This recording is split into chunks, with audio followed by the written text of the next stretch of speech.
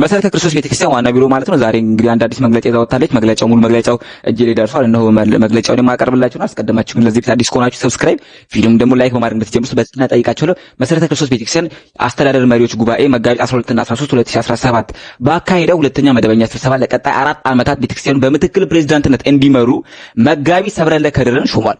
መጋቢ ሰብረለ ከድር በመሰረተ ክርስቶስ ቤተክርስቲያን ላለፉት 33 ዓመታት ከአጥቢያ ጀምሮ ያገለገሉ ሲሆን በተለይ ላለፉት 6 ዓመታት በዋናው ቢሮ የእረኝነት አገልግሎት መምሪያ ከፍተኛ ለውጥ ማስመዝገባቸው ይታወሳል።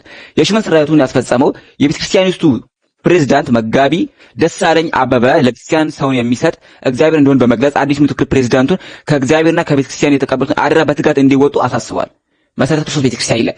ይህ እንግዲህ ደብዳቤውን የተጻፈበትን የተፈረመበትን እንትና አነብላችኋል በቅደም ተከተል መሰረት ለፓስተር ሰብረለ ከድር ኢሳ ያል እስካታቸው አዲስ አበባ ጉዳይ ሹመትን ይመለከታል። ከላይ በርሱ እንደገለጽነው ከሚያዝያ 1 2017 ጀምሮ የመሰረተ ክርስቶስ ቤተክርስቲያን ምክትል ፕሬዝዳንት ሆኖ እንዲያገለግሉ መሾሙን እያሳወቅን የተጣለበትን ይህንን ታላቅ አደራ በትጋት እንዲወጡ አሳስባለሁ። ከመንፈሳዊ ሰላምታ ጋር ፓስተር ደሳለኝ አበበ የቤተክርስቲያኒቱ ፕሬዝዳንት።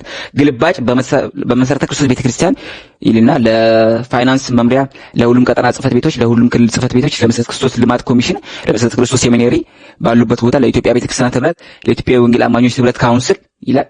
እንግዲህ ግልባጭ ለነዚህ ሁሉ አካላቶች የሚላክ ይሆናል።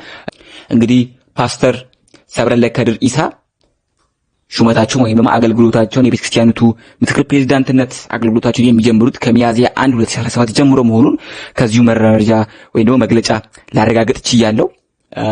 በቀጣይ ቪዲዮ እንግዲህ ስለ ፓስተር ሰብረለ ከድር ማናቸው የሚለውን ዲቴል ስለነሱ ታሪክ የማጣራ ይሆናል። እንግዲህ ፓስተር ሰብረለ ከድር ኢሳ እርግጠኛ አይደለም ከስማቸው ስነሳ ከድር ኢሳ የእስላም ስም ነው። ከእስልምና እምነት ተከታዮች ዘንድ የመጣ ይመስለኛል።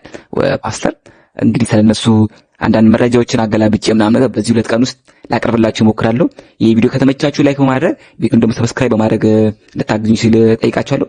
እንግዲህ ባለፉት 3 ቀናት እንግዲህ በአገራችን በተለያየ ክፍሎች እንግዲህ ታላቅ መንፈሳዊ ፕሮግራሞች የተካሄዱ መሆኑን ሰምታችኋል ብዬ አስባለሁ። በዲላ በሐዋሳ እንዲሁም ደግሞ በአዲስ አበባ መንፈሳዊ ፕሮግራሞች ሲካሄዱ ነበር። ሁሉ መንፈሳዊ ፕሮግራሞች ያለምንም የረብሻ ችግር በሰላም መጠናቀቃቸውን ከ3ቱም ቦታ የነበሩ ሰዎች ሙሉ መረጃውን አድርሰውኛል። ከስፍራው የነበሩ ሰዎች ማለት ነው።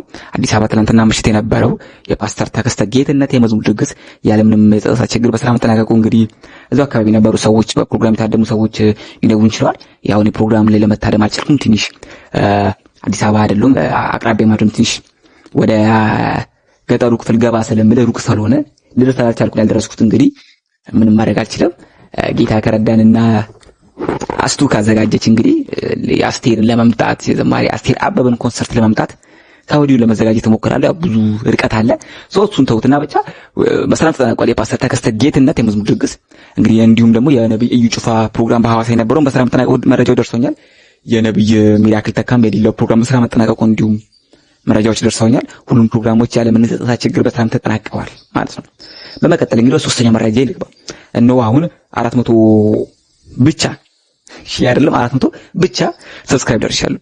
1000 ለመግባት 600 ሰብስክራይብ ይቀረኛል።